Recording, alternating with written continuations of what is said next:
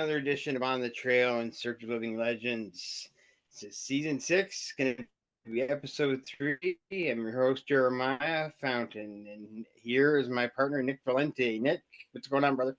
Hey, Jay, it's been a good day today, and we got an interesting guest tonight, to say the least.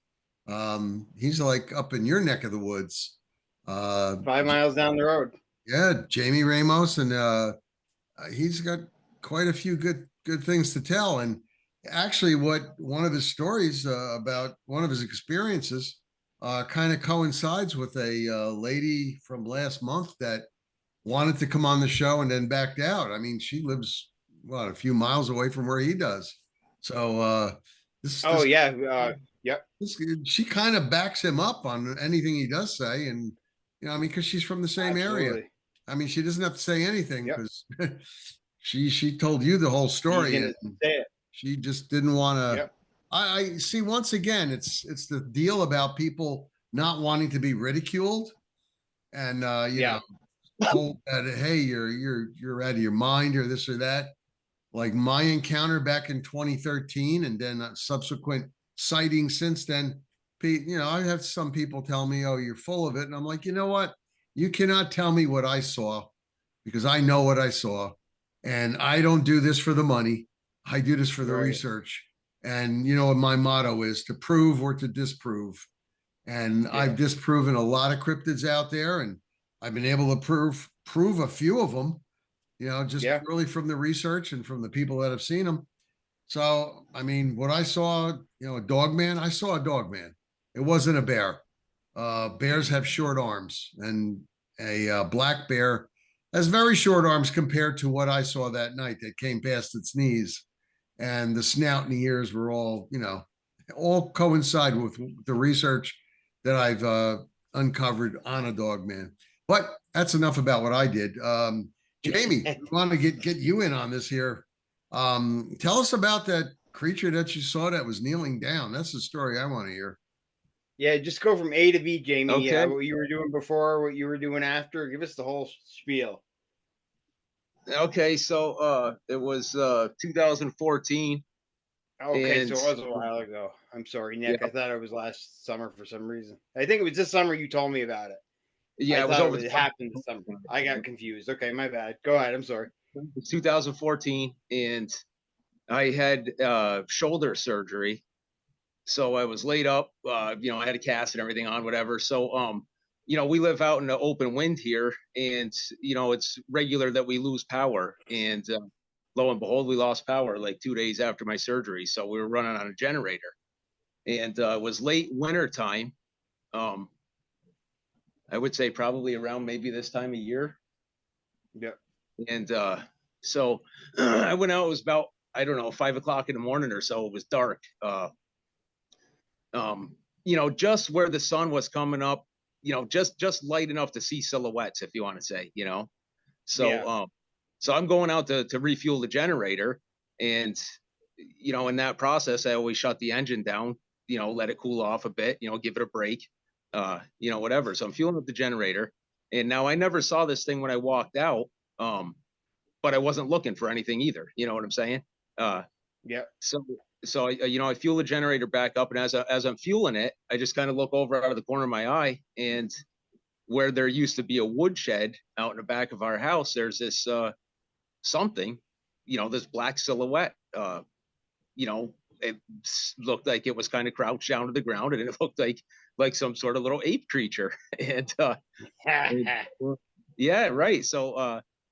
So I'm looking at it, and then I'm thinking, maybe the kids left a toboggan standing up in the snow or something. You know what I mean? Anything could have cast a black silhouette, and maybe your mind starts to play tricks on you. Whatever. Who knows? But the thing is not moving. So, I just, I don't know what to think at that point. So I finished fueling the generator. I kind of made motion toward it, like I was like, get out of here, scat, whatever. In case it was some sort of animal, maybe it would jump and run, and then I would know that it was something, what I mean, that alive. You know what I mean? Familiar with, yeah. Yeah, right. So the thing didn't move, no flinch, no nothing. And And, at this point I was kind of, getting a little nervy, I guess, because in my mind, I'm thinking, boy, if that is some sort of creature, I don't know if I want to wrestle with that thing with 2 good arms, let alone only one. You know what I'm saying? Yeah. So, so I finished fueling the generator. I started back up, and it still doesn't move. And I'm thinking in my mind, if that thing is some sort of live creature, and I just started that generator, and it's not getting scared, maybe it has a little more intelligence than what I'm taking it for. You know what I'm saying? Absolutely. Yeah, because it had been So, running your generator, so maybe it got used to the noise and it knew it wasn't going to harm it. That's a for sure. possibility. So it Yep. just stayed there, squat, in a squat position, and didn't move. Yeah, exactly. Didn't move. So I kind of sidestep. The garage is about 25, 30 feet away from the house, and I kind of sidestepped from the garage, keeping an eye on it the whole time. Once I got past the wall of the house where knew I was kind of in the clear, it couldn't see me anymore. I hightailed it to the door. I came in the house, and my wife was just making coffee, and I said, hon, you got to see this, out back. I don't know what I'm looking at here. I'm not sure what I'm seeing. So we go to the back door to look, and, of course, there's not much more light than there was. This all transpired just within, minutes. You know what I'm saying?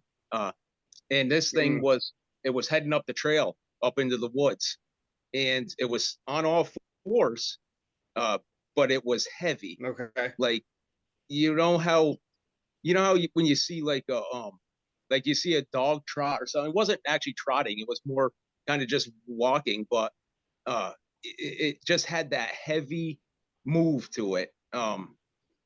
Like watching a Clydesdale prance or something. A Clydesdale will kind of bounce as it moves, or like a gorilla or something. Right. You know what I'm saying? Yep.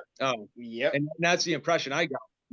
And it went up the hill into the woods, and that's when I was kind of like, holy shit, whatever that thing was real, and it probably could have ate me if it wanted to. You know what I'm saying? Yeah. How Jamie, when it was kneeling down, how tall was it, would you say, kneeling? Like, was it kind of squatted like a chimpanzee? Was it sitting back on its butt, or was it squatting down, or was it? It's kind of hard to tell. I mean, its arms were like kind of in front of it. You know what I'm saying? It sat like an ape, right? For all intents and purposes, it sat like a monkey would. You know what I'm saying? That's how I picture it in my mind. Every time I remember it, I just picture a monkey sitting there looking. Yeah, my first thought is that it could have been a black bear, but black bear don't sit that way at all. No, they'll actually sit back with their arms out to the side. I mean, I've seen my share of black bear all over. Right. I've seen enough bears. We used to live in New Hampshire, too, and New Hampshire's got a lot of bear over there, and I've seen a lot of them too, and I'm for sure set in my mind that wasn't a bear. So, all right. So, Jamie, just for our listening audience, you live in upstate New York. Yeah. We don't want the street or anything like that. County, like what Franklin. county? Same as mine, then, Franklin. Yep. Are you in the same county? We're 5 miles down the road from one another. So you're in Franklin County. So just for the audience, just to let you know. Yep. And Jay has also had encounters with Sasquatch in that area, and I want to let the people know that the area where they live, it's very close to the Canadian border, and things up in north, in eastern Canada. There's a lot of things up there. Gugway have been noted to have been seen up there. There have been dogman reports up in that area. I mean, they're just right near the border, stone's throw. Yeah. So anyway, Jamie, go ahead. What that? Oh, go ahead, Jamie. Was there anything else that happened with that sighting? No, I mean, not with that particular encounter. No, I mean, I say particular encounter. That's the only real encounter I've had to actually see one. Whatever it was. I mean, like, what do you think? Do you think it was like a baby Sasquatch or something? Or I'm thinking Sasquatch, if anything, not a dog man. A dog man would actually kneel like, this is from the hundreds and hundreds of reports that I've read. and a lot of them, saying that the dog man was kneeling down. They would actually squat like a human with their hands on either side of their legs. Not the way you're describing it. Like that's more ape-like, but yeah, I'd say Sasquatch. What do you think, Jay? That's what I'm thinking. I'm thinking Squatch. Yeah, probably a younger Squatch. I went back behind his house after you told me this summer, and we were at your place. I remember walking back behind his house and thinking, "Holy shit! This place could be. This looks like a squatchy area." Yeah, right. Close to any water? No, I mean, there's like a small swamp up back. I don't know if they drink out of swamps or what, but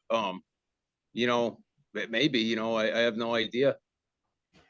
All right, because I'm trying to figure out why it's in your area. Do you have wildlife present, like deer and? Oh, absolutely, yeah. There's all kinds of wildlife here, because prior to me owning the place, my parents owned it, and they had 160 acres out in the back, and they didn't let anybody hunt any of it. So we literally had like a wildlife sanctuary here, pretty much, because everything came here to hide out. Animals are smart. They know where the hunt. Yeah, well, for that reason alone, prime area for a dog man to come in that area, or any other cryptid. I mean, Sasquatch. I mean, if they know that there's no hunting in that area, and they sense it, right, Jay? I mean, they know. Yeah, and if your area is abundant with wildlife, and you might have a swampy area back there, but water is water to them. I mean, they have different systems than we do, most likely, and you've got the two prime things: water and food. And since nobody hunts there, they could have caves over there. They could have places where they stay. That's Sure. very, very possible. You guys are in a prime area. Yeah, it is. It is prime area up here. There's a lot. The more the years go by and people get comfortable with this whole subject, I've gotten more reports. Nick, 15 years ago back in this field, I mean, if you believed anything outside of the norm, right? You were what they call people for the whole. If you and I talk about the portal theory, okay? Right. You were a tree hugger or something like that, but in all reality, Jamie and I had that conversation today, and you look at that as a possibility, Jamie, don't you? What's that now? The interdimensional creature type thing. Yeah, absolutely. Yeah. I've done some reading. I am, I by far don't know as much as you guys do about all of this stuff, but some of the reading I've done, I learned that, there's usually like a UFO sighting, or could be a UFO sighting, before or after a Sasquatch sighting, so, Right. and then that's another thing that I've seen, up here too, is the UFOs, which is, that's another, a whole nother story. So, if that is the case, that they kind of coincide with each other, then who knows, maybe that's what's happening. You know what I mean? It's a theory that Jay and I have, that either they are the aliens that come from the UFOs, or that they possibly use portals to transport themselves around. Sure. Also, they could be the forward foot soldiers of an alien, or they could be the pets of an alien, that the alien puts them down here, puts them out here for information. We don't know, but it's awfully funny, Jamie, that people see a Sasquatch or a dog man, or even a Mothman for that matter. I've gotten a few reports on that. People see a Mothman, a dog man, and suddenly before that they saw a spacecraft in the sky, an orb, or after they saw a spacecraft or an orb in the sky, and the orb took off at a high rate of speed. I mean, it was just stationary, and then suddenly, zoom, it's gone away. I mean, there's all thoughts out there. I'm just going to throw out there for the audience that in science, real science, physicists have said that there's 11 different dimensions. Who's to say that they don't use portals? I mean, we're going to name it a portal instead of a door, to travel between dimensions. Who's to say they don't do that? Because Sasquatch, a lot of time you'll see Sasquatch on a hill, going up a mountain trail or something, and then suddenly, boop, they just blink out. I know one big Sasquatch author who's I'm not going to mention his name because I don't know whether he gives me permission to or not, but he has said that the Sasquatch, they'll go opaque and then they'll disappear. Yes. Another story he had was that there was a portal under a tree, and Sasquatch have been seen going near this tree in this certain area, and they'll go into the brush of the tree because the tree, the vines and everything, I mean, it was overgrown. Go in and that's it, disappeared. And yeah, I think we're thinking of the same gentleman. Yeah. I mean, that could have been a portal. We don't know. Yeah, I agree. Yeah, no kidding. Yeah. Yeah. But yeah, Jamie, let's have that UFO sighting, and like when was that about, and where? That was actually a couple of years before the little Bigfoot guy. I was driving truck, and I just came in off the road. It was boy, I don't know, maybe 10 o'clock at night. I just got home, and my brother was here, and I think, if I remember correctly, he had his girlfriend and his friend here, and so I actually smoked cigarettes back then, so I stepped out on the front porch. I didn't smoke in the house, and so I was smoking a cigarette, and I'm looking out into the sky, and all of a sudden this light just starts to appear from small to big and just gets enormous in the sky, and it's bright orange, and it's just there, and there's no noise. And I would say that it was probably not more than a mile from me, judging by the farm that it was kind of over, and maybe 1,000 feet off the ground. So, maybe a quarter mile less, quarter mile off the ground. No noise. No sound, you're saying? There was no sound? Absolutely zero sound. Now, listen. I mean, if it was a helicopter, you would definitely hear it beating the hell out of the air. Oh, yeah. Exactly, yeah. So then all of a sudden it starts to move east at the slowest rate of speed you can imagine. People have seen these things dart off at 1,000,000 miles an hour. Mine was going less, whatever, So, it's going just real slow, and it gets, I don't know, maybe another 1,000 feet from its original position heading east, and all of a sudden another one lights up right where that one, identical, exact. I mean, you couldn't GPS it any, you couldn't have coordinated any better, So another one. So now they're both moving at the same rate of speed at that perfect distance, completely uniform, no sound, no noise, and these things are huge, just enormous. And so that, they start moving, and then a third one pops up exactly where the first one came up, right? Wow. Before this was done, you guys, and listen, like you were just saying, about people believing you. I don't care who believes me, who doesn't. This exactly. Is what I saw. So that this is it. By the time this was done, there was 9 of them in the sky. Holy 9 of them. Shit. Did they meet up in formation, or? They kept the exact formation. They never sped up. They never slowed down, nothing. They went to the east until I couldn't see them anymore. And that was it. That was my UFO sighting. Wow. So, wow. So now, I'm not going to mention any names, but we ended up selling off the back land here to a friend of mine, and he does go back there and hunt now. And he came out of the woods. It was November, I believe, and he was pretty rattled. And he said that, and he was saying it jokingly to me. He's like, I think I just saw a UFO up there. And, I think he thought that I was going to be like, because he had never heard my story. We'd never conversed about it. Right. So I think he thought that I was going to be a little like, skeptical about it. But I was inquisitive. I'm like, well, what did you see? Because I know what I saw, and I'm going to compare it. You know what I mean? Yeah. He tells me that he saw 4 bright orange orbs as big as life, just kind of float out of the clouds, do like a pirouette, like they turned around and then just disappeared right back into the clouds. He said he got on his 4-wheeler and got out of there. He didn't want to be there anymore. I don't blame him. Now here's the thing. There's two different numbers to these sightings. I saw 9. He said he saw 4, or I don't actually. I'm not sure if he said 4 or 5, but anyway, he saw what he saw, and they flew in different patterns. But not everybody drives the same down the highway either. Exactly. You know what I'm saying?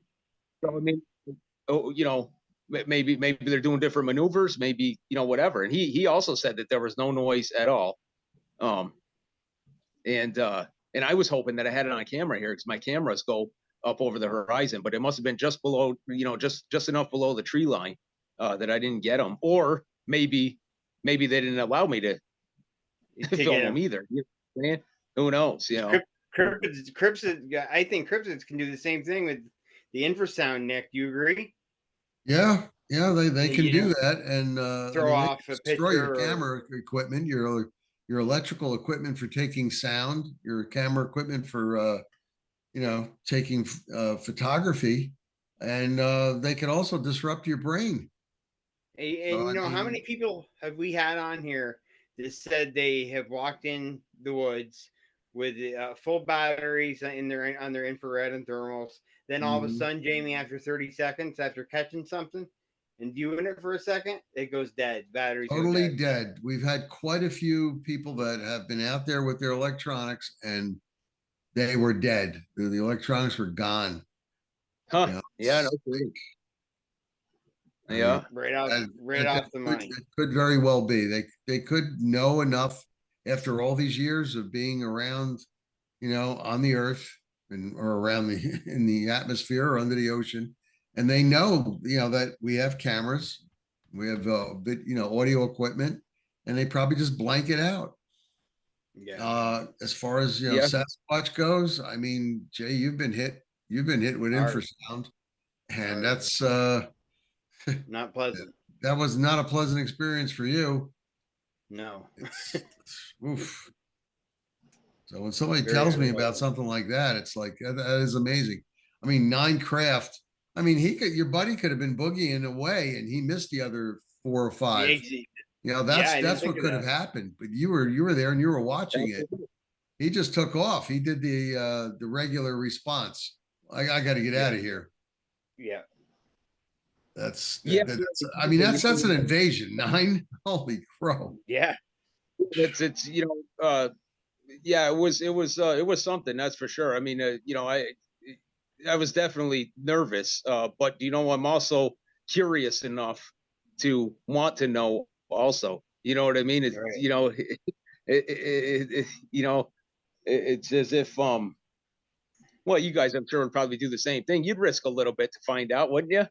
Oh yeah, we do. That's the only reason why we're out there. Yeah, right. I'm not going to cut and run. I'm going to observe it. And I mean, absolutely, for sure. I carry stuff with me to defend myself in case I get attacked, but I'm not going to shoot it or attack it, whatever it is out there.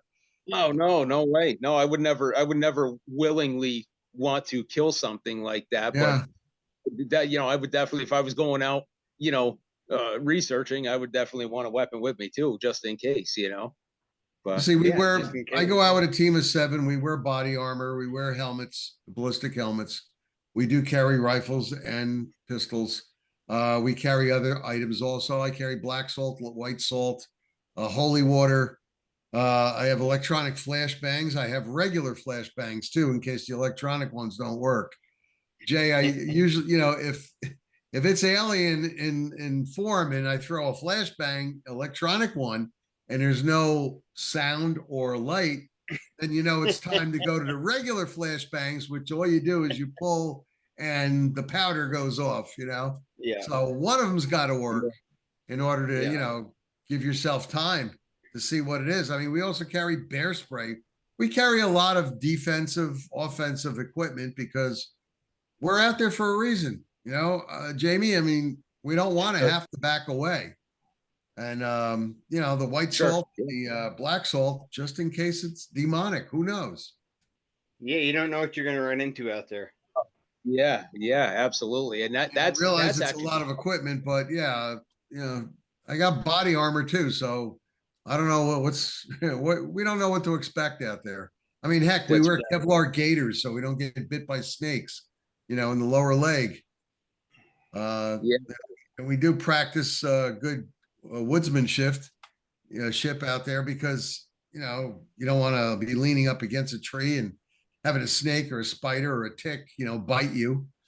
We do spray ourselves with stuff to keep that stuff off. So Sure. we try to stay alert out there. But yeah, to answer your question, yeah, we would stay out there and watch it, Sure. and see what's going on unless it got aggressive, and then we have to do something. But otherwise, we're observing, Yeah, and absolutely. Yeah. if it's staying around long enough, we'll get the cameras rolling. Oh, absolutely. I know what else I wanted to ask you, Nick. You're probably wondering the same thing. Did you tell me at one time, or was it someone else, that you went through some paranormal stuff too? Me? Yeah, was it you or was it somebody else that told me that? That like I thought it I was don't. you. I thought you told me at some point you had at some time in your life you went through some paranormal stuff. I might be confusing you with someone else. No, not particularly. I mean, I guess I've seen some things that you kind of baffle me, but I don't. I wouldn't attribute it to like any kind of ghost, any kind of ghostly stuff or anything like that. Yeah. But I will tell you that stuff makes me nervous, like demonic stuff like that. You know what I mean? Because it's like, how do you do that? How do you stop it? Yeah. But I'm not sure if I had told you, Jeremiah, about the story when I cut the tree down and got hit in the back of the head with the tree branch. No, Well, tell that story to Nick. But you remember that story then? I did tell you. Tell Nick, tell the viewers and Nick that story. Right. So I figured you guys might want to hear this, and then again, Yes. Nick, you can make your own deduction from it. But so I was cutting firewood. I don't know, was maybe in 2016, something like that. It wasn't long after the first Sasquatch. I was all healed up from my shoulder injury, so yeah, maybe a couple of years anyway. And I was down back cutting firewood, and I came across this big old dead elm tree, so I cut it down. And normally I would go right to bucking it up, whatever, and limbing it, whatever. But this particular time, I decided to just set the saw down, and I was going to scout out some more trees to cut. And I was always perplexed by this situation for a long time, because I could never figure out how the hell I ever got hit in the head with a tree branch, because the tree was on the ground and nothing was moving, everything was done. There was no other trees close enough that could have hit or been tangled with to get a widowmaker or something like that. And all of a sudden I got cranked in the back of the head with a tree branch, and I thought I was dead. I've had my bell rung a couple of times. We all been, the drunken bar fight or two here and there, whatever. But, I thought for sure that I was going down that day, and it knocked me forward. I saw just a big flash of white. I fell on the saw, which thank God wasn't running. And when I got up, I didn't see anything. In fact, my vision was blurry. It knocked my vision blurry. Yeah. And I thought for sure my head was split wide open. That's how hard I got hit. And luckily I was wearing I had a big thick hat on, and there was no blood or anything, but I couldn't get my vision back. So I made my way to the pickup truck, and I drove up here to the house, and kind of just blurry and rubbing my eyes and trying to see, and I got to the house here, and things were coming back a little bit more, but my peripheral vision was like completely shot, couldn't see anything. And so I ended up going to the hospital, and they ran a bunch of scans, whatever, and they said that everything looked all right. And my vision would come back in a couple of days. If it didn't, then go back and they would do some more testing, whatever. Now, that being said, it didn't really dawn on me until I heard these stories of Sasquatch chucking rocks and tree limbs to people if we're invading their territory or possibly annoying them or unintentionally antagonizing them, whatever. And perhaps I was cutting down his favorite tree. I don't know, but whatever you guys think of that, I'm pretty sure that there was no way that a branch could have hit me from any other tree. Like I said, a widowmaker, if it came off of the tree that I cut it should have been on the ground already. There's no way it could have hung out in the air for that long. You know what I No. mean? Fall. Yeah. It would have had a hang time of, Michael J. You know what I'm saying? But Exactly. And Well, the the History Channel had these this lumberjack company that, and they were filming it for some commercial or something. And the History Channel showed it. Out of the woods came flying a it's not a log, it was a tree, and the thing was about 25 inches circumference, and let's put it this way, the thing weighed well over 300 pounds, and it came flying out of the woods. Now, a movie FX guy tried to duplicate that with machinery, couldn't do it. This thing flew out of the woods. It was well over 15 feet off the ground, and it flew well over 50 feet. So, no I mean, that's not so unusual. And here's a firsthand one I'm going to give you, Jamie. I had a Dogman report in New York State, lower New York State, that is, near the New Jersey border a few years back. The organization I belonged to at the time, the head of the organization called me up. He says, listen, you're the only one that's got guys that go and check this stuff out. Can you go do it? The lady says they're there now. She thought that there was dogmen in her backyard, ripping up her backyard and throwing things around and doing stuff. And I had spoken to this lady previously. And long story short, I usually go out with a team of 7. I only had 2 other guys that I can get to come with me. So we went. It took us close to 2 hours to get there. Her front door is about 60 feet off a main road. Her backyard was 100-foot square by 100-foot square.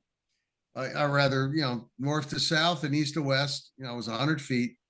Sure. Okay. And towards the back was all woods. On her right and left was woods, but after 200 feet through the wooded area are houses. So what I'm trying to get at is she had no houses in the immediate area.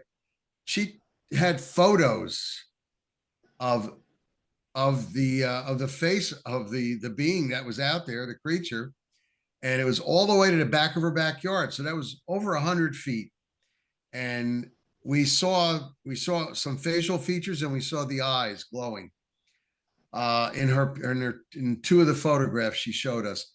The problem is we went and ran a tape measure up the tree that it was near, over 15 feet up. Wow. And there was no branches on this tree. What I'm trying to get at is we had our headlights on. We had headlights on our foreheads, and we were going through the area, and we would stop every 10 to 12 feet, look around, do a 360, then continue.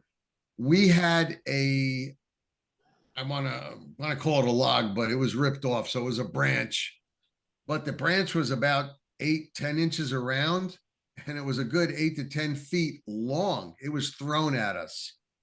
No kidding. Landed right in front of us.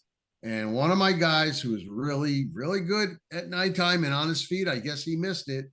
He hit it, and he went down, and he hurt his knee, and we just splinted him up and got him out of there, and we put him in the truck. And long story short, she did not have a dogman problem. She had a Sasquatch problem, and one hell of a large Sasquatch.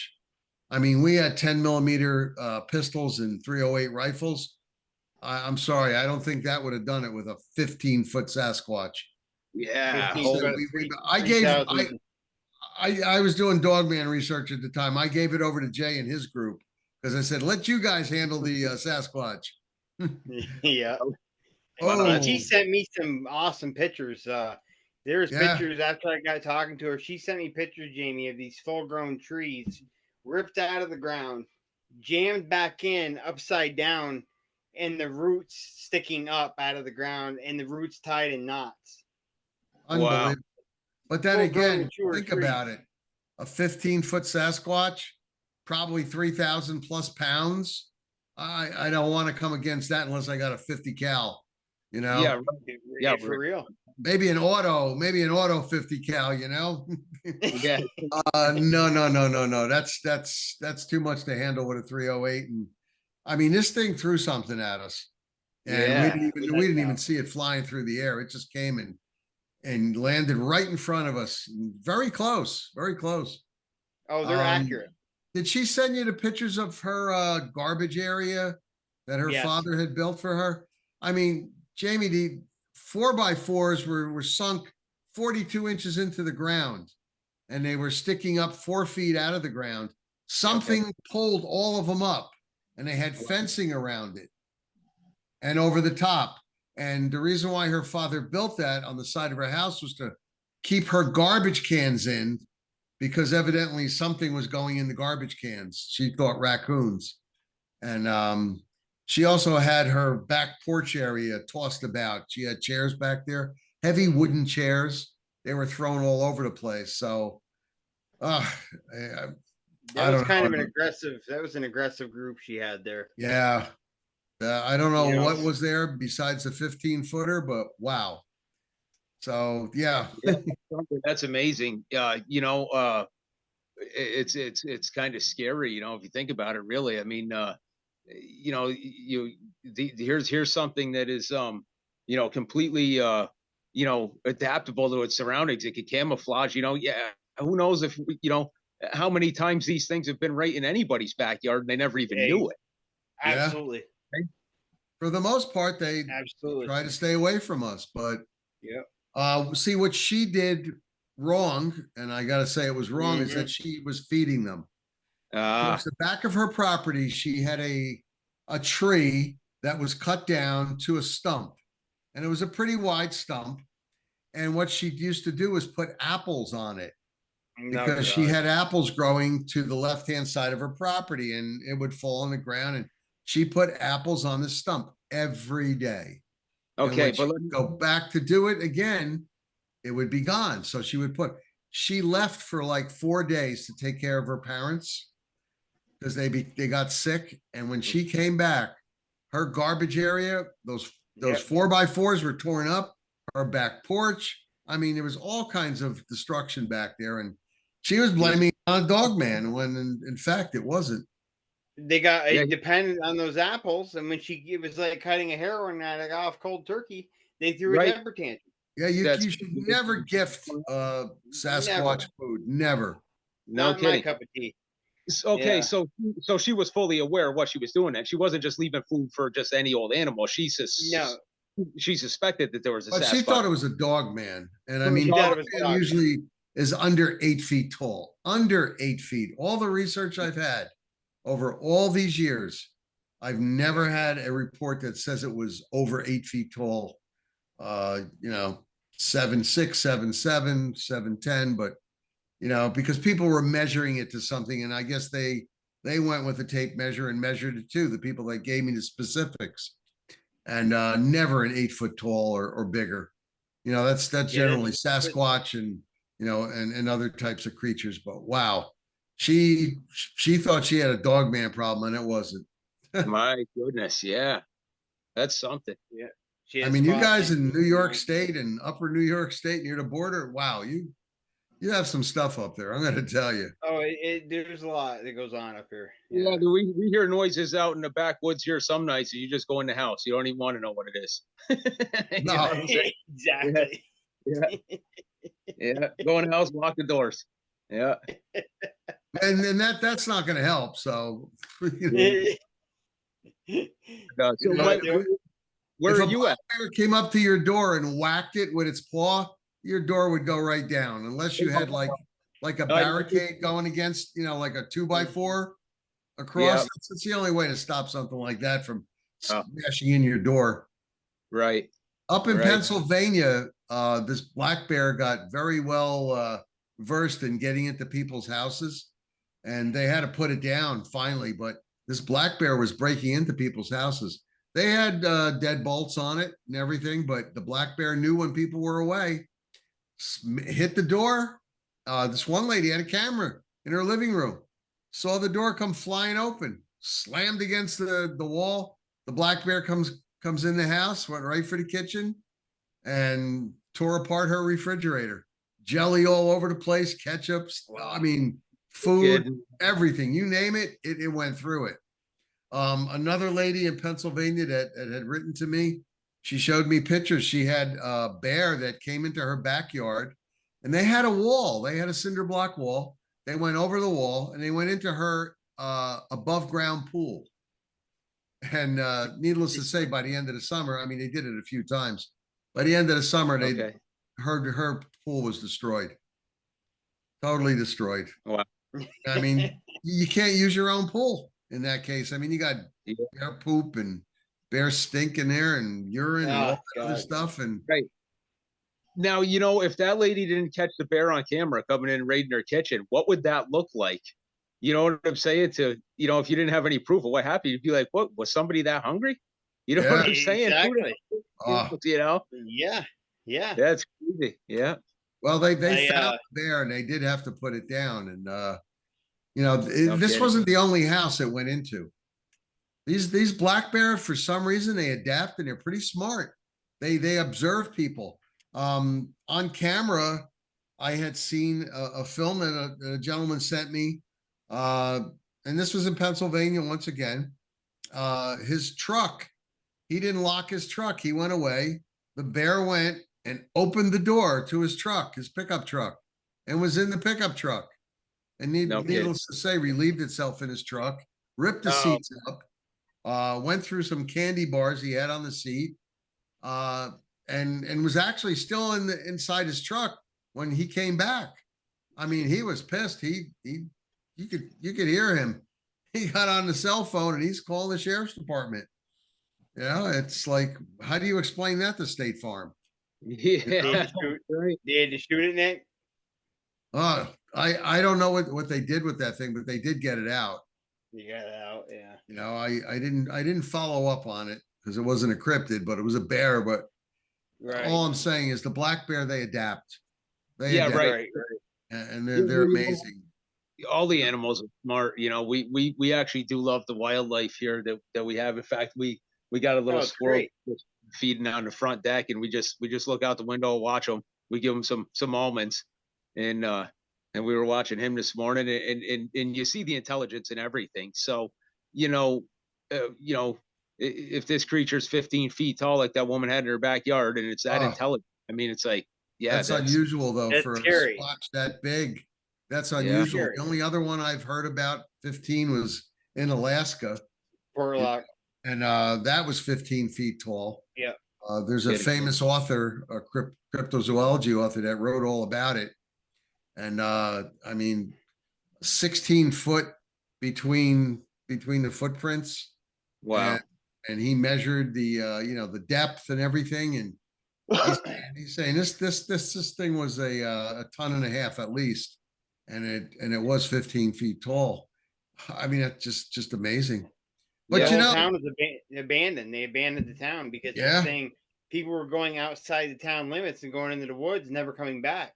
Never coming back. And they were going in, some of them went in threes.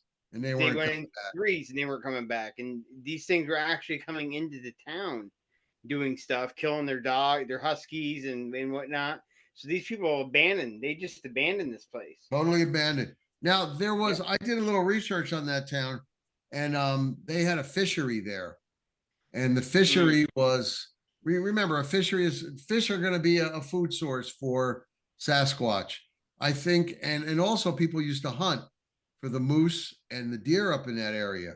They had mule deer, and to me, this is my thoughts. The Sasquatch is thinking, you're interfering with our food source, the fish. Yes. The deer, the moose, and we're going to take you out if you come up here. And they started getting closer and closer. And like you said, they went into the town. That town's abandoned. That was a hustling, bustling town. It's abandoned. Yeah, that's something. Yeah. What's the name of the town? Portlock. Portlock? Portlock. Portlock. Okay. Yeah, I'm going to write about it. Yeah, it's very interesting stuff. Yeah, it's a very interesting story to read, and it's kind of scary. You know, in the state of Alaska, everybody is encouraged to carry a gun. Yeah, I wonder why. For a lot of reasons, but I definitely would. I mean, I studied zoology, and like polar bears are 12 to 14 feet big, and polar bears are aggressive. And you do have polar bears in the upper Alaska area. Yeah. You also have the growler bears, part grizzly, part polar bear. Yeah. And that's a whole total different animal in itself. And they're huge, they're big, and they're aggressive. And these are animals we know about. But the one in Portlock was definitely a Sasquatch. Definitely. Or a family of Sasquatch or tribe. Yeah, tribe. there was a group of them. Yeah. I mean, a lot of people went there and they were never heard of again. Never. It's weird, and these people, there's no trace of them. Dogs won't track them. These people just disappear. That's crazy. Come on. What's going on? It's absolutely just wild. So, Jamie, besides the possible youthful Sasquatch and the UFO, have you had anything other sightings up there or encounters? No, we're just the regular wildlife. We got a wolf that runs around here every now and then.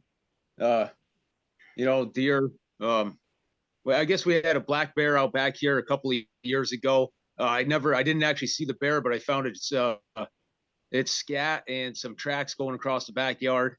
Oh. But then there were some other sightings of the bear that people talked about in the area, so I figured it was the same bear.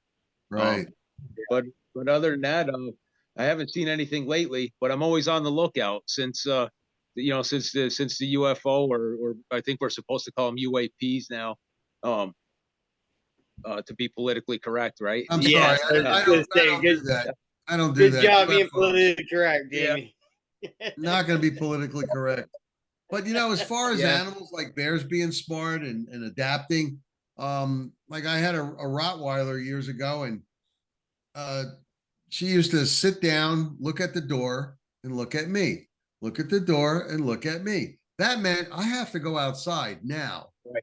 Yeah. And I had a buddy of mine that had a Belgian Malinois, not Gary, some other buddy, and that dog would go and grab its leash. And bring it over to him and shove it in his hand. It's like, I have to go. So dogs do stuff like that. I was being told the story the other night about a dog that it was just a mutt, a mix.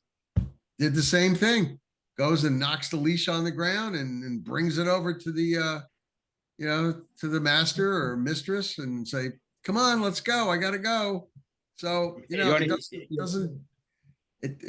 doesn't seem odd to me one bit that these animals adapt to things. And God forbid, Jamie, you had some food source outside, like a freezer or something. Oh my God, you'd be getting visited all the time. Oh yeah, definitely. Speaking of dogs, adapting. My dogs, if there's something outside now, they have gotten to where they look at the TV screen to check the cameras, and then they know where whatever is outside. Yeah, that's no joke.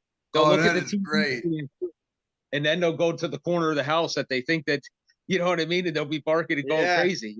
Yeah, it's nuts. I swear to God. Yeah, that's awesome. True. I mean, I can see them going up to the keyboard, tapping on it to get another picture of the eastern side of the house, and they're going, "Okay, guys, we have contact." Yep. Woo. I think you saw a Squatch, Jamie. Yeah, I would say so too. I guess I was probably always convinced of it. I just it's always good to hear it from somebody else, I guess, to kind of back up your own theory, whatever. But I'm always on the lookout here since I have seen what I've seen. I'm always watching, looking up at the sky, looking at the backwoods, observing, because if you don't look, you won't see it, or maybe not necessarily you won't see it, but you won't see as much if you're not looking all the time. You got to have awareness, of your surroundings, and you want to look around. I mean, that's the only way you're going to be able to know if something's out there, if something's watching you. If you're aware of your personal awareness, what's going on. And besides, you don't want to get hit by a tree limb again. Not again. Yeah. And Jamie, I do agree with Jeremiah. You know, definitely. I think that was a Sasquatch. Definitely. Yeah. Yeah. I mean, No if that was a doubt. bear, it would be it definitely would look different. You would know it right away. I mean, you've seen plenty of black bear probably in your time up there. So yeah. Jay, we kind of ran out of time here. So Yeah, Okay. we did. got about That a minute or freaking- two, and that's about it. That flew by fast. Jamie, appreciate you coming on, man. Definitely appreciate Absolutely. it, Jamie. Yeah, it was fun. These are the kind of interviews I like doing. You know, Nick and I interview other researchers a lot, you Yeah. know, and this is good. Like the everyday guy, you know what I mean? Telling their experiences. Right. Sure. So these are the kind of interviews I really like. So I really appreciate it. Me and Nick both appreciate it. Thank you for coming on, and especially since you're near that area where that lady who did not want to come on had, you know, who saw something, and you're right near where Jay's at. So Yep. all right, Jay. All right, you guys. So we'll see you next week. We're gonna have another great guest coming on, and you need to get a hold of Nick or myself. Whether it's you've seen a dog man, Sasquatch, any type of cryptid, you can reach us both on Facebook Messenger. That's the best way to go about doing it. Yeah, Check out our Messenger. Facebook Messenger. Yeah, check out our IDP groups, International Dogman Project. We've got how many now, Nick? Oh God, I'm opening up 2 more, so I think Yep. we're up to 19 right now. 19. Yeah, That includes, So check- I mean, you know, IDP USA, which is the central one, and we have Yep. IDP Southwest, Southeast, UK over in the United Kingdom. We're New going to York. be opening up New Zealand, Australia, and a lot of states have the International Dog Band Project, the IDP. Yes. New York has one, Ohio, Oklahoma, just to name a few. I mean, we have them in quite a few other states now too. Yeah, so we're rocking and rolling. Check those out and check out our YouTube channel, Paranormal Encrypted Crossroads Research, and you can check out all our shows. But until next week, this is Nick and Jeremiah and Jamie. We are out for the evening. Jamie, just hold on a second after I get done recording, and we'll say goodnight to you. But thanks, everybody. See you next Good night, week. everybody.